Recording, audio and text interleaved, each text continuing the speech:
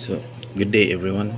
Our topic will be focusing about the self by William James.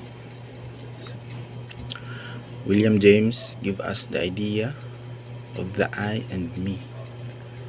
The I as a thinking subject and the me as what the I thinks about myself.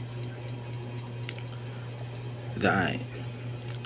The I focuses more about the inside of a person, like how a person believe or how a person thinks or react.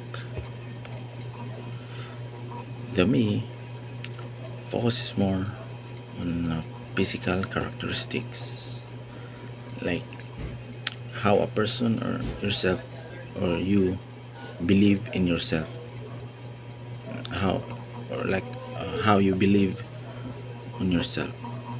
Like for example, a person believes that or thinks that he's tall or short, like that.